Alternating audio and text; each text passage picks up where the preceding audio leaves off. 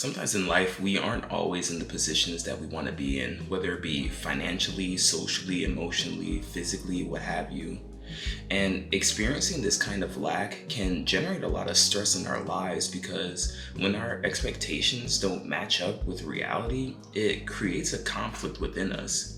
And this can be harmful because the negativity that generates from this has a tendency of perpetuating itself very rapidly, making you feel even more negative and creating a larger and larger gap between you and your dream life. And the bottom line is, you'll never reach the place in life that you want to be in so long as you keep telling yourself that you're not there. And this is why it's so important to practice presence, because the present is where the manifestation of our dream lives takes place.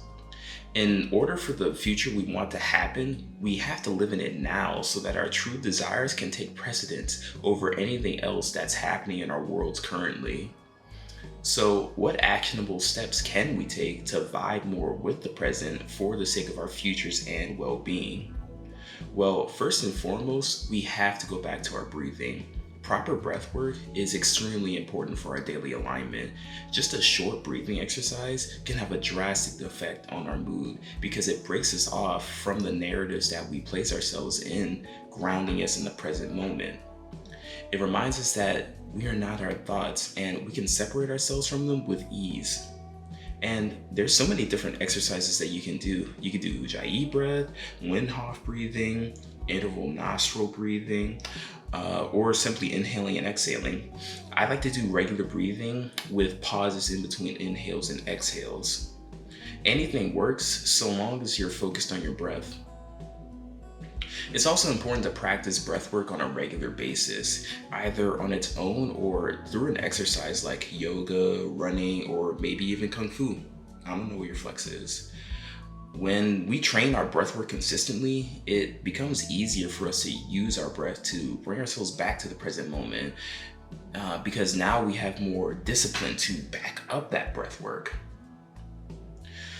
Okay, so now we know how to breathe manually and we're feeling more present.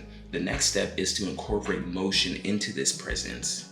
When we're in a situation that we aren't vibing with, we tend to retreat into our own heads where we find ourselves in a state of perpetual thinking. While in the meantime, our bodies start to feel sluggish, heavy, and immobile, as if we're in quicksand.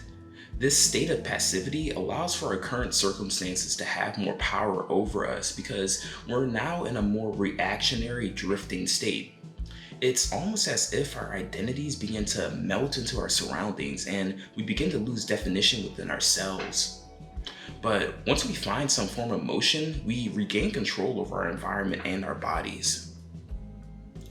And we can do this through exercise, cleaning, reorganizing our space. Anything works. And if you can't think of anything, just start dancing. Whatever gets our bodies moving and our thinking tamed. Our thoughts are a wise teacher, but a cruel master. Letting incessant thoughts run rampant in our minds can cause us to drift aimlessly and lose focus on the things that truly matter. And the solution to that is with pure, unadulterated action. And if we can keep up this rhythm of action and gaining momentum and energy, then we start to see a paradigm shift to where instead of our environment affecting us, now we're affecting our environment, moving us from a passive mindset to an active and productive mindset. And with that, we can carry ourselves throughout situations more comfortably, calmly, and confidently. And I can guarantee as we move through our present this way, we'll begin to see expressions of our ideal lives manifest through our determination to see our intentions through. Thank you so much for listening. I hope you found something here valuable. Peace out, chosen ones.